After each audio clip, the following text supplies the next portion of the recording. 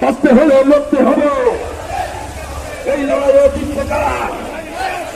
কে বলো লক্ষ্যা নাই সারা বাংলায়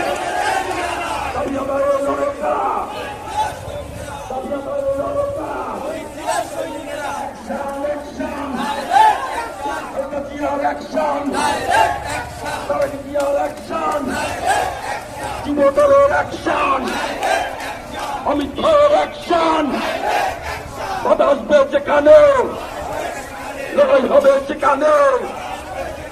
স্বৈরাচার আর রাজাকার মিলে মিশে একাকার, রাজাকারের বাচ্চারা, গোলাম আজমের বাচ্চারা, এই মুজাহিদের বাচ্চারা, খণ্ডপীরের বাচ্চারা, লড়াই লড়াই লড়াই চাই।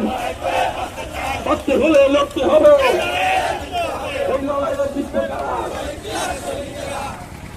জিয়া ভয় নাই, জিয়া ভয় নাই, ম্যাডাম জিয়া ভয় নাই। ষড়যন্ত্র হয় নিষেধ, সজাগ থাকো বাংলাদেশ। ষড়যন্ত্র হয় নিষেধ, দিল্লি কাছে হাসিনা, দিল্লি যাবে রাজাকার। সবাই একসাথে চলে বসবো, ঘন্টা তুলতে হবে রাজপথে। নেত্রী আছে, আরো জোরে নেত্রী আছে, আরো জোরে গণতন্ত্রের নেত্রী আছে, আরো জোরে দেশ বাঁচানোর নেত্রী আছে।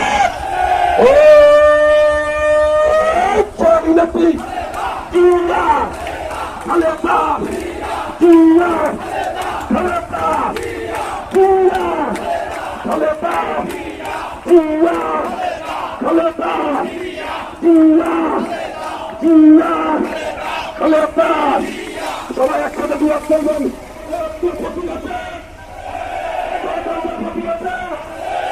বাংলাদেশের আগামী যাত্রা, আগামী প্রজন্ম মানুষ করতে হবে